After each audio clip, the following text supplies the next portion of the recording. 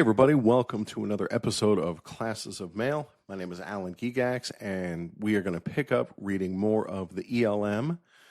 So let's get right to it. We start with 435 severance pay. I guess in case you get released from the post office, I can't imagine this comes up very often, but it's interesting to know the provisions, and we are erring on the side of being thorough. So that's where we're going to start today. 435 severance pay. 435.1 eligibility and qualifying job offer. 435.11 eligibility. A career postal service employee is eligible for severance pay if the following applies. A, the employee is involuntarily separated. So that must be the part that makes this so rare is usually if we're involuntarily separated, it's because we get fired. And that doesn't happen very often. And so going beyond that, getting involuntarily separated from not being fired has got to be, as they say, as rare as hen's teeth. But we're going to continue. B, immediately before the separation, the Postal Service, another federal agency, or both continuously employed the employee for at least 12 consecutive months without a break in service of 3 or more consecutive days. A career Postal Service employee is not eligible for severance pay in the following circumstances. A, the employee is entitled to an immediate retirement annuity from a federal civilian retirement system or from the Uniformed Services.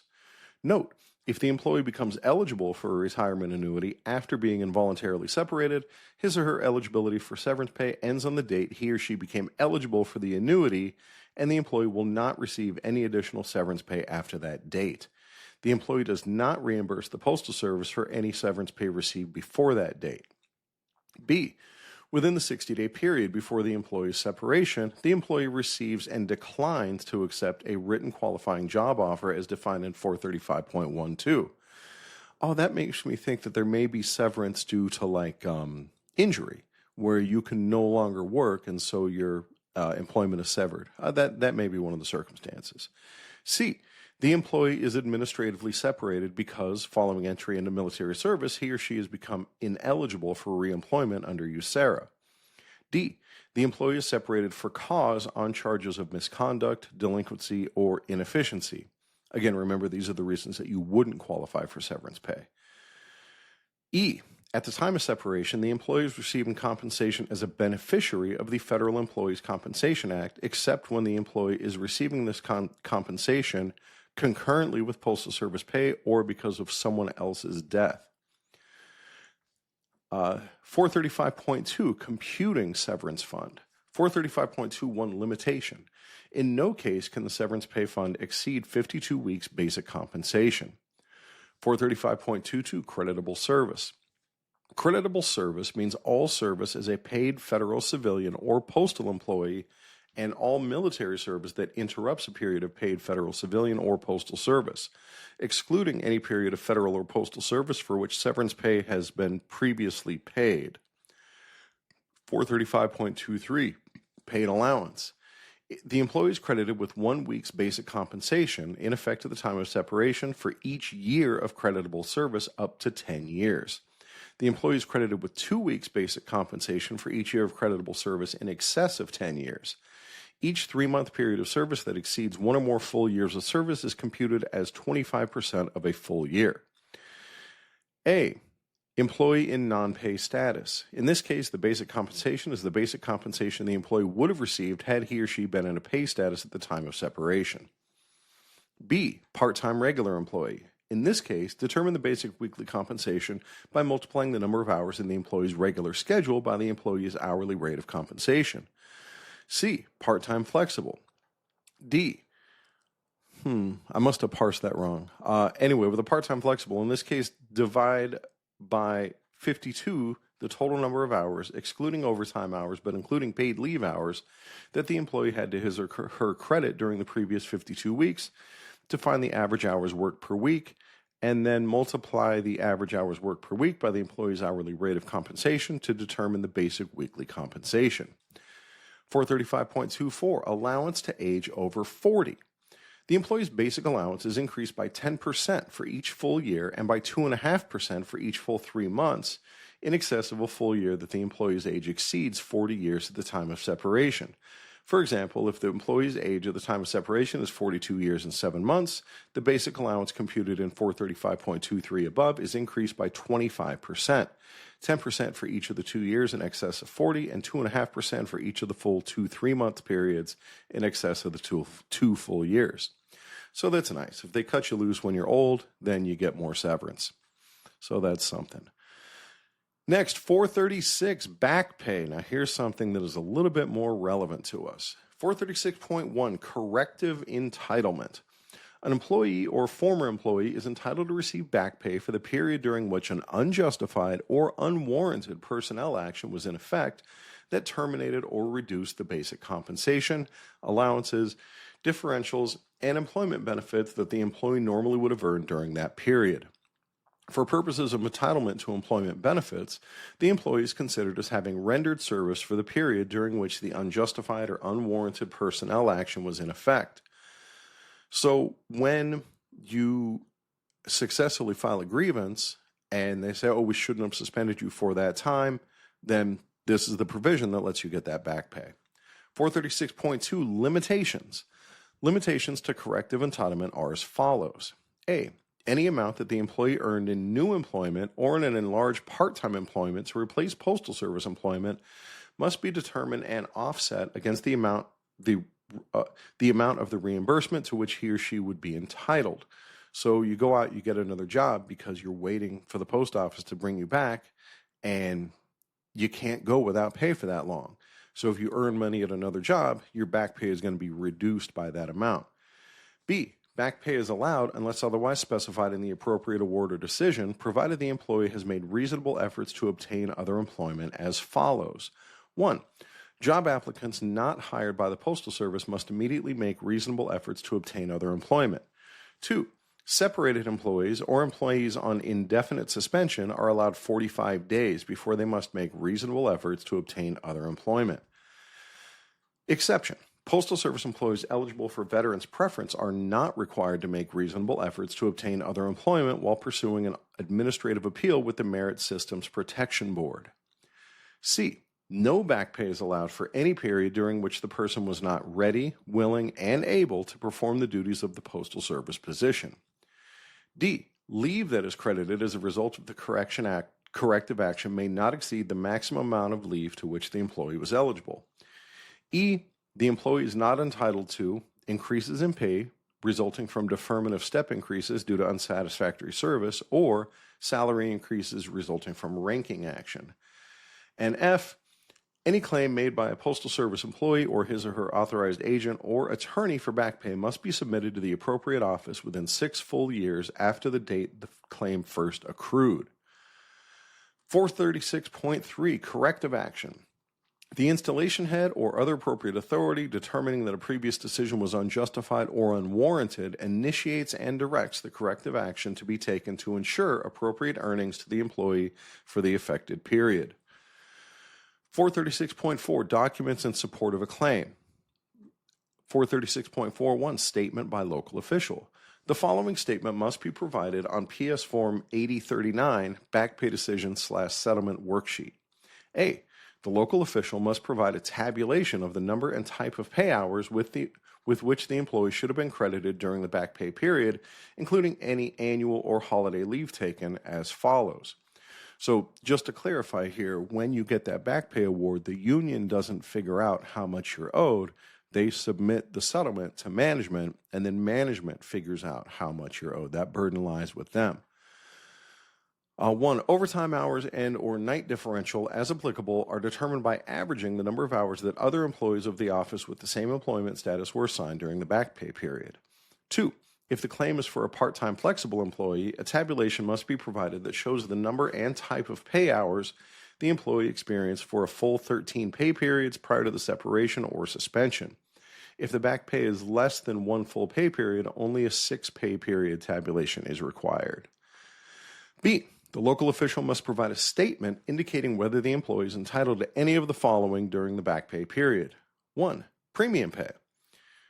And I skipped 2. I don't even remember what that was, but it was not relevant. 3. Change in pay rate or salary schedule. 4. Step increase and date effective. 5. change in leave category and date effective. C, other changes in pay of a general application. And 7, any other employment-related benefits. C, the local official must provide a statement indicating that had the employee not been suspended or removed, he or she would have worked the hours as reported. D, the local official must provide a statement showing that monies earned by the employee for other employment during the period covered by the corrected action must be deducted, provided the earnings were from work that replaced the lost postal employment. E, the local official will use the employee's responses to the questions in PS Form 8038, Employee Statement to Recover Back Pay, as a reference when completing PS Form 8039. Any discrepancies between the two back pay forms should be resolved prior to submissions of the forms for processing. So I'm fortunate that I have never been in this situation, but apparently there's this form you have to fill out, the 8038, that you'll state, answer whatever questions. I presume there's questions in there about like, what other job did you have? Well, how much money did you make? Stuff like that. And then they fill out the 8039, which actually gets you your back pay. F, the local official must ensure that PS Form 8039 is completed in full and all necessary signatures, including the employees, are obtained prior to submission of the documents for processing. 436.42, statements by employee. The following must be provided by the employee on PS Form 8038. Here's the questions that you have to answer. Employee statement to recover back pay. A, where the original action resulted in separation or suspension, the employee must furnish the following. 1, the employee must provide a statement as to whether he or she earned any income during the back pay period. If the employee received any outside earnings, the employee must provide information on whether the earnings were from any of the following. A part-time job held at the time of removal. B, in a new job. Or C, in an enlarged part-time job obtained to replace Postal Service employment. In any of these cases, the employee must provide a statement from the employer showing the record of hours worked and gross earnings during the back pay period. 2, if the employee was already working in a part-time job at the time of removal or suspension, the employer should include the employee's record of employment for the 6-month period prior to the removal or suspension. 3, if outside earnings were from self-employment, the employee must provide an affidavit stating the amount earned during the back pay period. If such employment existed before the back pay period, the earnings must also be stated for 13 pay periods prior to the back pay period.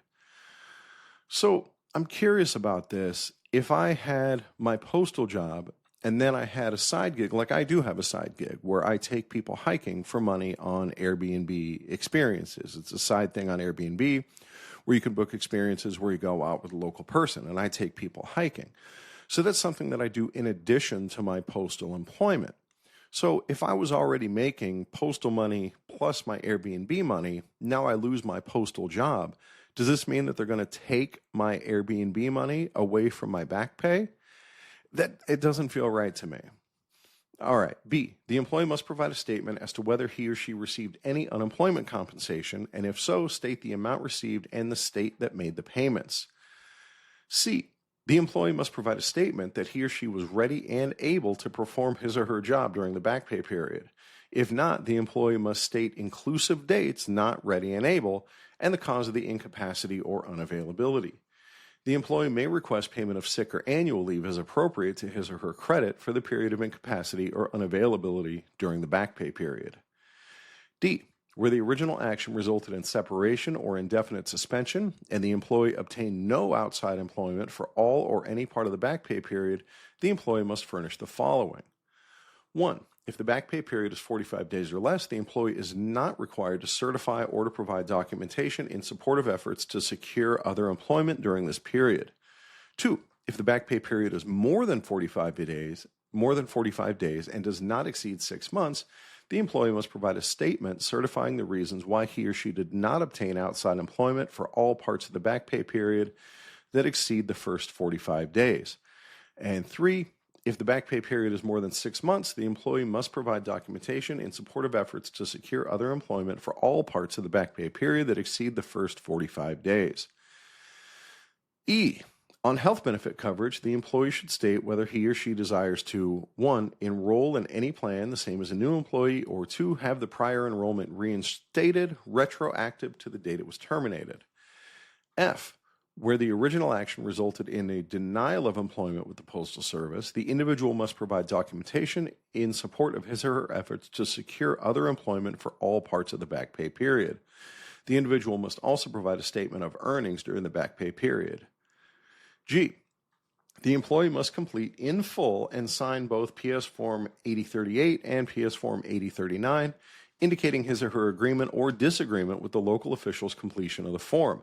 If the employee does not agree, the basis for the disagreement should be explained. All right, 436.5 is a big section that goes over life insurance. If you're interested, we do get life insurance provided to us by the Postal Service, and then you can also purchase additional life insurance if you want. All of that is covered in 436.5. 436.7, interest on back pay. 436.71, purpose. This section establishes procedures for paying interest that the Postal Service is obligated to pay pursuant to the law, court order, arbitration, or federal agency decision, National Labor Agreement, or Postal Service Settlement Agreement. This section does not create any Postal Service obligation to pay interest on back pay claims. So on this note, we are in contract negotiations still. We're like a year beyond when our last contract expired. And the presumption is that when we get the new contract, that we will get back pay for what our raises would have been, retroactive back to when the new contract should have started. But I don't think we're going to get any interest on that. And every day that we go without a contract, the Postal Service essentially holds that money that they should have been paying us. And we could be talking, tens of millions, hundreds of $1 millions. I don't know how much, but a tremendous amount of money. And they get to just keep that money. And then when they finally have to pay us, they keep all the interest on that money that, we could have been earning. And that's bogus. That's a disincentive for the post office to complete these contract negotiations in a timely manner, because the longer they stretch it out, the bigger that pool of money is. Yeah, it's a big pool of money that they have to pay us, but there's also a big pool of money that they just get to keep on account of not having to pay us. And that sucks. 436.72, availability of interest. Interest is paid on back pay only under the following circumstances. A, decisions. Awards resulting from legally binding determinations by courts of law, administrative agencies, or the grievance and arbitration process. They are handled as follows. 1. Administrative agency decisions.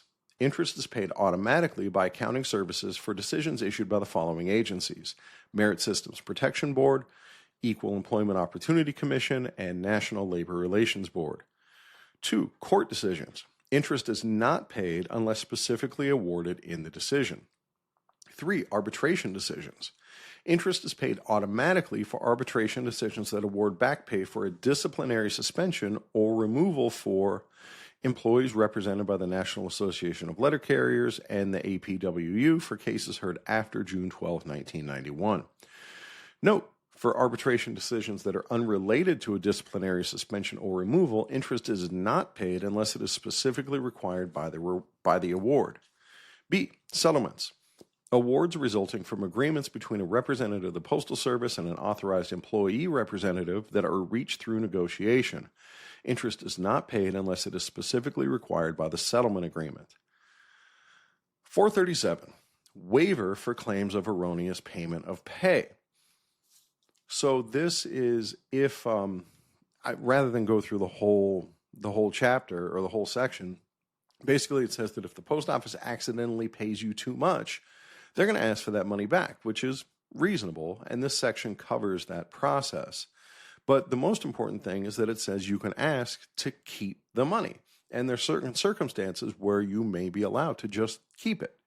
So you can also make claims against the post office if they accidentally deduct too much pay, and they will pay you the amount that they over deducted. So that's if you have to pay back, they'll give you like a demand letter that says, hey, we've been paying you an extra $1 an hour for the last 3 months, and now you owe us $842 or whatever it is. Next, 438, pay during travel or training. 438.1, pay during travel. 438.11, definitions. Definitions relevant to pay during travel or training include the following. A. Travel time. Time spent by an employee moving from one location to another during which no productive work is performed and excluding the normal mealtime if it occurs during the period of travel. B. Local commuting area. The suburban area immediately surrounding the employee's official duty station and within a radius of 50 miles. So if you are traveling 50 miles, wait a minute. Oh, then that's considered the local commuting area. Okay. Yeah, because that comes up in some other sections as well. 438.121, regular commuting. Commuting time before or after the regular workday between an employee's home and official duty station or any other location within the local commuting area is a normal incident of employment and is not compensable. It is not compensable regardless of whether the employee works at the same location all day or commutes home after the workday from a location different from the one where the workday started. 438.122, commuting to a different work site. Commuting time to and from work is not compensable when an employee is called back to work after the completion of the regular workday. However, such commuting time is compensable if the employee is called back to work at a location other than his or her regular work site. So this does not exclude CCAs. So it may be that you come in for a 4-hour shift, they send you home, and then they say, oh, the Sunrise Station needs you, can you go back to work? Yeah, you can, but now from the time you leave your house, you should be getting paid. So that's something to look into if you wind up, going home and then getting called back to another station. 438.132, travel from job site to job site. This is definitely something that CCAs have to do from time to time. The following, and there are probably some regular carriers who have to do that too because of whatever type of job they have.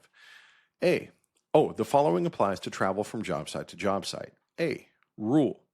Time spent at any time during a service day by an eligible employee in travel from one job site to another without a break in duty status within a local commuting area is compensable. So that makes sense. You clock in, you start your tour, and then they say, oh, we need you to go over to the Sunrise Station. You're going to be paid for the time that you go from the one station to the other. B, eligibility. This type of travel time is compensable for all employees during their established hours of service on a scheduled workday. So again, you clock in, they tell you to go somewhere else, you're going to get paid during that travel. 438.2, pay during training. 438.21, general. 29 CFR 785.27 states that's a law that it's citing here. Attendance at lectures, meetings, training programs, and similar activities need not be counted as working time if the following 4 criteria are met. So you have to meet all 4 of these. 1, attendance is outside the employee's regular working hours. 2, attendance is, in fact, voluntary. 3, the course, lecture, or meeting is not directly related to the employee's job. And 4, the employee does not perform any productive work during such attendance. If any one of the 4 criteria is not met, the time must be counted as working time. Note, if the postal training imparts knowledge and skills uniquely beneficial to the Postal Service, it is to be considered as time worked whether the training is directly related to the employee's job or not. So this is something that you could make an argument that I got some sort of training and it benefits the post office, and so I should get paid for that time. I don't know how hard that argument would be to make. Like, if they didn't tell you to go get this training, then are they going to pay you for it? I don't know. 438.222, training during established hours of service. All employees are eligible for compensation for training for any training time which occurs during their established hours of service on a scheduled workday. For the purposes of the preceding sentence, any leave time is not considered established hours of service on a scheduled workday. However, when a senior qualified employee, pursuant to a voluntary bid, engages in scheme study, training, testing, and qualifying, that employee may elect to use annual leave for such purpose and for directly related travel that would be compensable under 438.132, provided that the employee has a sufficient annual leave balance. The study, training, testing, and qualifying time must be recorded on PS Form 2432, Individual Training Progress Report. Where the senior bidder passes the appropriate examination and accepts the position, the annual leave, including compensable travel, will be converted to hours worked. the employee's annual leave balance will be recredited a like number of hours, and FLSA premium pay may be due for any hours worked over 40 in any such work week. Next, we have a big section on what are called salary offsets, which is how the Postal Service collects debt. One note of note in this section is that it says if you have to pay a debt because of a court order, the Postal Service can deduct up to 25% of your salary. 464.5, garnishments. Administrative salary offsets based on Section 5 of the Debt Collection Act of 1982 and court judgment salary offsets based on Section 124 of Public Law 97.276 are not, as a matter of law, considered garnishments. For purposes of determining an employee's disposable earnings under the Federal Consumer Credit Protection Act, these withholdings are considered to be amounts required by law to be deducted. Accordingly, they should be deducted before the applicable garnishment ceilings are imposed and before deductions for garnishments are made. So if you have garnishments, those are added after the post office collects its money, the stuff that it's supposed to take out. The good news is that it leaves the garnishment, the 25%, on a smaller pool of salary. So if you're in these circumstances, I guess that's some cold comfort, but it's something. Also of note is that you can grieve letters of demand from the post office. It is available to run this through the grievance arbitration process. The post office sends you this letter of demand.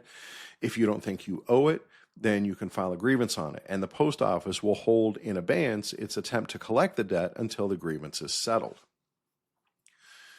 All right, now we get to Section 490, recognition and awards. This subchapter establishes the conditions and procedures for the recognition of all postal service employees except for the following. And then there's a list here of a bunch of employees of the Postal Service who aren't you. So you are eligible for recognition and awards. And when's the last time that happened? I know I brought this up on a previous episode when this was first touched on earlier in the 400s. And I got an email from somebody who said, oh yeah, that happened in Seattle, like back in the 90s is the last time that person remembered anybody getting like a quality step increase or any kind of like cash awards. But this is still in the ELM. And to me, it's important that our bosses recognize that there are carrots available to them. They don't have to just only use sticks to get us to perform the way they want. They can actually do acts of kindness to their employees. I know it seems unthinkable, but let's learn about it. Our supervisors are apparently not going to bother learning about this, so we'll have to learn about it for them. 491.12, policy. The recognition and awards program is intended to recognize employees who have achieved outstanding performance, have superior competence, or have performed some other significant accomplishment. The program is not intended to provide incentives to employees to meet predetermined goals. The program has been broadly designed to ensure that the recognition and award needs of all organizations and functional areas are met. The awards offered range from a letter of appreciation to $12,500 in cash. Recognition falls into 7 broad categories. A. Certificate of Appreciation. B. Service awards for which non-cash recognition items such as service award pins, retirement recognition, and posthumous service certificates are awarded. So both of these A and B are things that don't really cost the post office anything, and yet they still don't do them. C. Informal awards limited to non-cash tangible items valued at less than $100. D. Formal awards including cash equivalents, gift certificates, and non-cash tangible items. Now we're talking. E. Special awards, including but not limited to the Vice President Award, the Postmaster General Award, and the Benjamin Franklin Award. And F. Other awards, including the Contest Award for officially sanctioned Postal Service contest winners and the Safety Award. 491.2, Management Control. Postal Service managers must use appropriate review and control procedures to identify the superior work of individuals, programs, and operational areas. Managers must ensure that related actions, such as performance evaluations, are fully considered to maintain compatibility between awards and other relevant factors. All levels of management are responsible for ensuring that all employees are treated fairly and equitably and for providing a workplace environment characterized by recognition and celebration of business success. Do you guys feel that you work in that kind of workplace environment, that there is recognition and celebration of success? My station's not too bad. We're treated reasonably well by our supervisors, but we certainly do not have this sort of environment. All right, moving on. Vice presidents, district managers, senior and lead plant managers, and the chief human resources officer periodically audit the awards process. 491.3 awards. 491.31 cash awards. A cash award is issued in the form of a check by accounting services. All cash awards are considered ordinary income and are subject to the following deductions. All your regular deductions are all listed here. Since these payroll deductions are made from cash awards, the net amount of the check will be less than the requested dollar amount. 491. But the nice thing is, though, at least when you get that check, you don't have a bunch of stuff that's going to come out of it on the back end that you have to keep track of. As if when you get that check, I'm sure it's in the mail, as they say. 491.32 cash equivalent awards. A cash equivalent award is a product purchased from an authorized postal service supplier which is immediately convertible to cash, such as a gift check. All cash equivalent awards, regardless of value, are considered ordinary income and are subject to income tax. All cash equivalent awards must be reported in E-awards under the award category appropriate for the type of employee and the reason for the award. See, there's a whole system in place for this, and it's just not being used.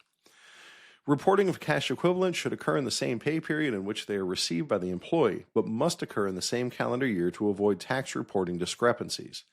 Cash equivalent awards are automatically grossed up by E-awards so that the Postal Service assumes the tax liability for the recipient. Oh, that's nice.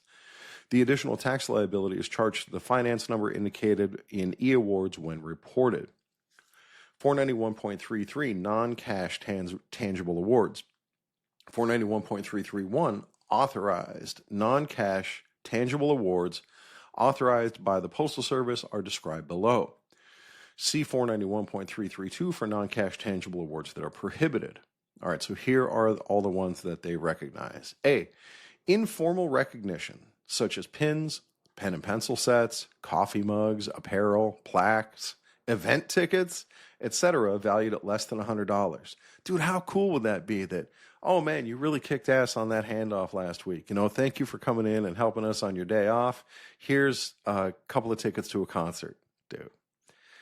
It's fantasy world. 1. Reporting. Individual non-cash tangible award items valued at less than $100 are not normally considered taxable income and are not reported in E-awards. However, management must track all non-cash tangible items valued at less than $100 received by an employee during the calendar year. If the aggregate total of all non-cash tangible items valued at less than $100 received by an employee in a calendar year meets or exceeds $100, the total amount must be reported in E-awards under the appropriate non-cash tangible award type for the employee category and the reason for the award. This actually got me thinking about last summer, management bought like Gatorades and like electrolyte mixes and stuff like that. And they had us, it was like during safety stand-up talks, and they had like a basketball hoop that had a bunch of water bottles around it.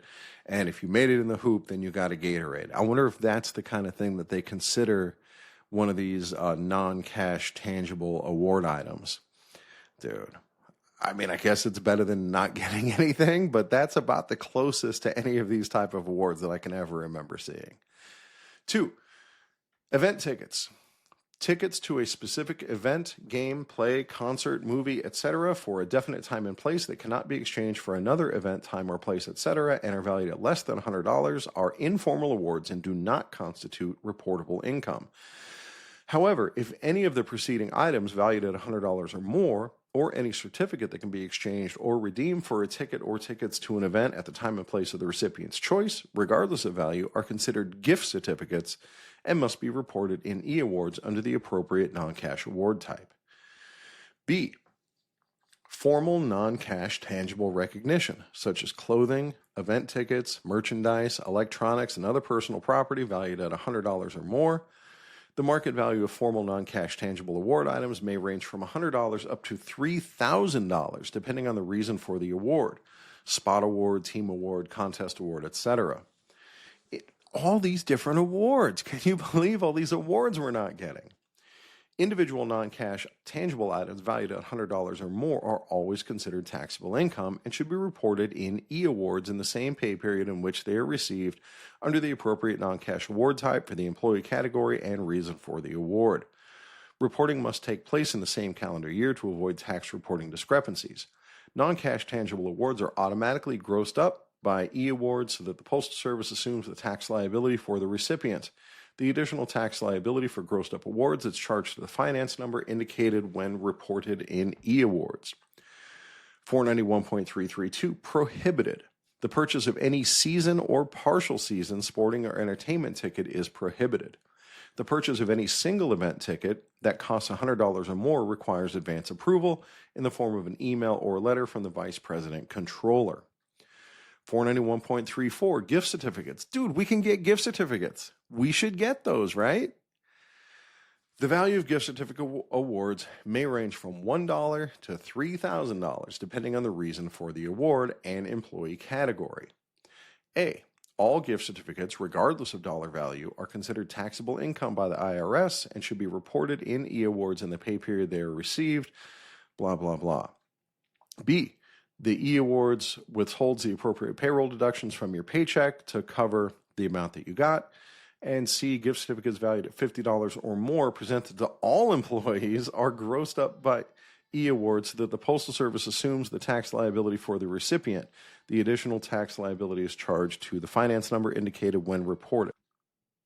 492, Certificate of Appreciation. 492.3, Description. So this is now the specific awards and how you're supposed to get them. The Certificate of Appreciation is a non-monetary award consisting of a printed certificate with the Postal Service corporate signature and Certificate of Appreciation printed at the top. At the discretion of the approving official, a commendatory letter may accompany the certificate. The certificate and letter of commendation, if included, are presented in an official service award folder. 492.5, Basis. The Certificate of Appreciation may be issued for noteworthy assistance to the Postal Service. Examples of such contributions are A. Reflecting credit on the Postal Service through civic service and humanitarian endeavors. B. Participating significantly in Postal Service programs such as saving bond drives, combined federal campaigns, and blood donor drives. C. Performing exceptionally in one or more important job projects.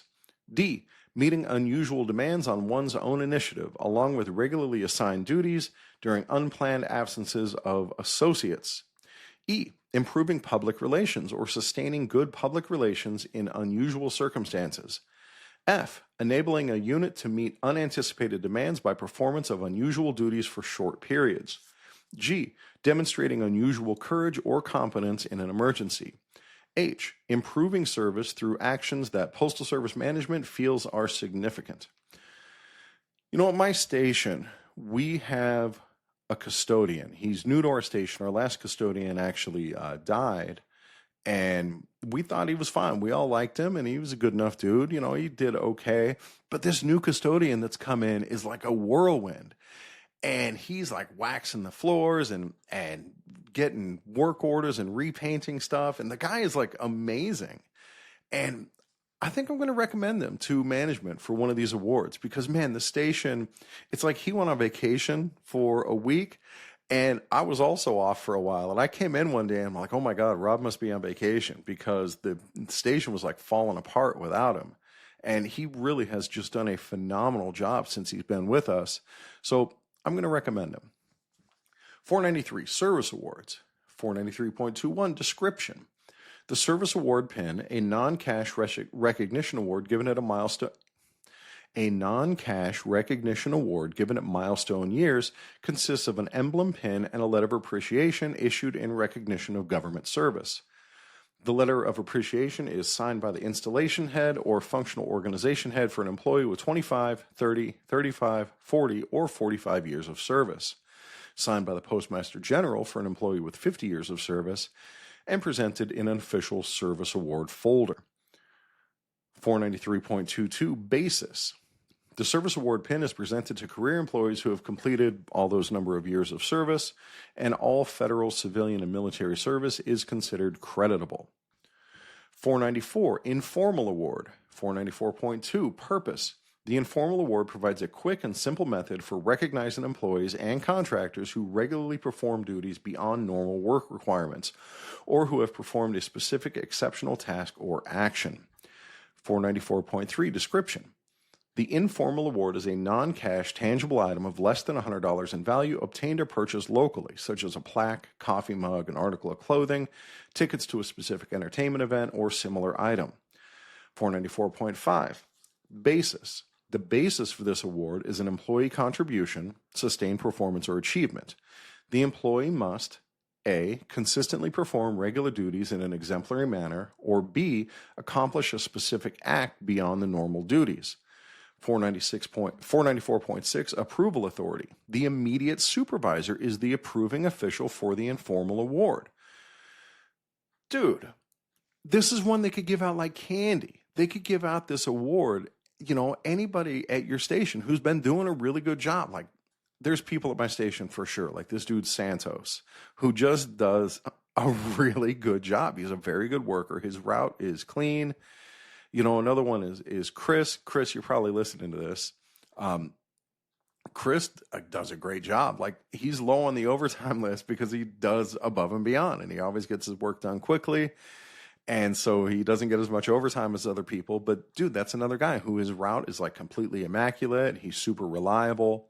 And to me, somebody like him is exactly the kind of candidate that supervisors should be putting in for this sort of award. 495, formal awards. 495.2, spot award. 495.21, purpose. The purpose of a spot award is to provide immediate recognition for a specific action or achievement beyond what is normally expected of an employee. It is not to be used as an incentive for pre-established goals or objectives. A spot award may be used to recognize a wide range of performance or actions. 495.22, description. A spot award is one of the following. A check issued by accounting services.